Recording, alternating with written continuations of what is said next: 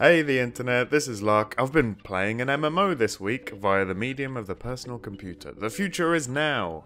It is called Cabal 2. It's going through a series of limited beta phases right now. You can sign up for the next one on the official website. Before we get to anything else though, they did the named mob bottleneck quest in a starter zone thing, and that should be literally illegal. Any designer who even suggests this in a meeting, in a brainstorming session, should be put in designer jail making Flappy Bird clones exclusively for the Windows phone. It's 2015, there's no excuse for this.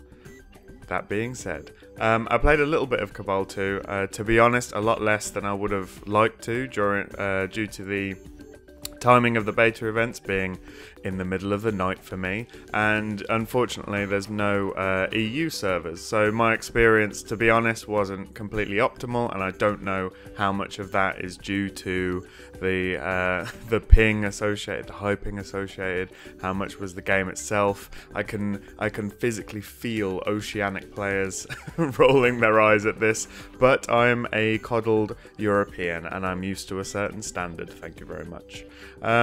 The game overall, that being said, ping issues aside and everything, the game overall is not particularly well crafted in my opinion. You know, I'm a sucker for polish.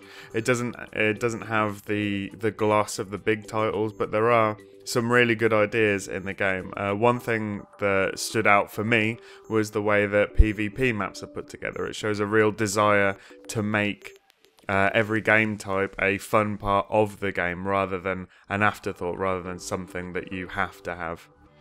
The battlegrounds borrow heavily from the MOBA genre, which is no bad thing. Tower NPCs, elite mobs, creeps, that kind of thing. And the extra layer of complexity is a refreshing change of pace from things like point control, capture the flag, the things that we're used to in MMOs. One aspect of the game though that really resonated with me, and the main thing that I want to talk about in this video, was the combo system within the combat system. I'm gonna talk about why I think that could make Cabal 2 potentially one of the most immersive MMOs to date. Now, MMOs have great potential for creating interesting and dynamic virtual worlds, but what they are generally not good for is creating a state of immersion, a state of presence within that world. There are many factors at work for why this is the case, but the main reason is that in an MMO, the world doesn't revolve around you, so many factors are in play that will separate you from the game and back into the now, back in, you know, out of the game and into your chair. And nothing will kill your sense of presence quicker than other players. Except maybe trying to remember which skill you bound to, like Control Shift 7 or whatever. One way of creating a sense of presence, which is used in many classic games, is creating what is known as a flow state. The closest MMOs usually get to this is in a tank and spank raid or dungeon encounter, where you get so into your rotation, you're not really consciously thinking about it, like a really good rally in a game of ping pong. Getting in the zone in this way can really up the intensity of an experience, and that flow state, that presence, is what we think of when we play video games, is what we think of as immersion in terms of gameplay.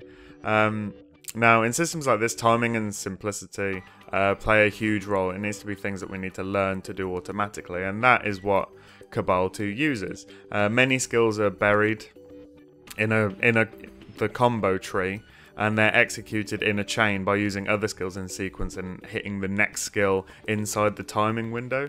And as your fingers learn the dance, as the muscle memory kicks in, it becomes all about timing and maximizing opportunity, but within a learned flow through that.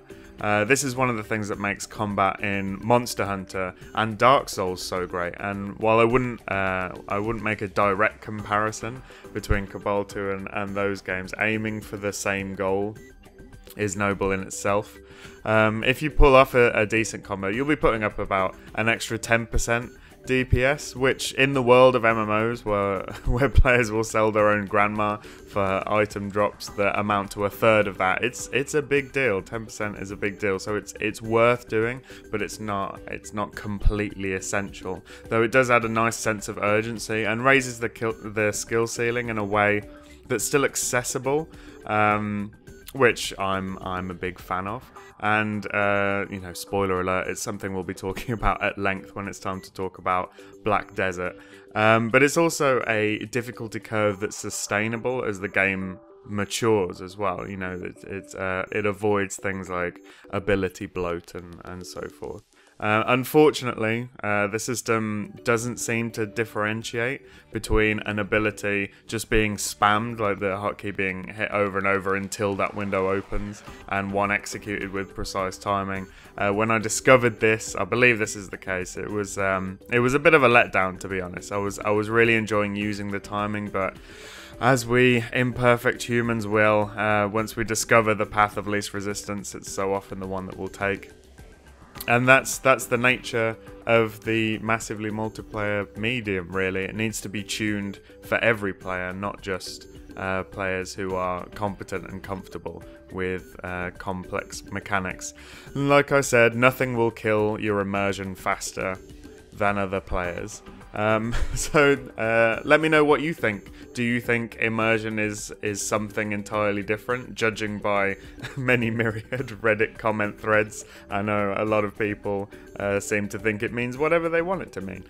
Is there another game that you think should have the title of most immersive MMO? What do you think? What do you think a game could do to have that title?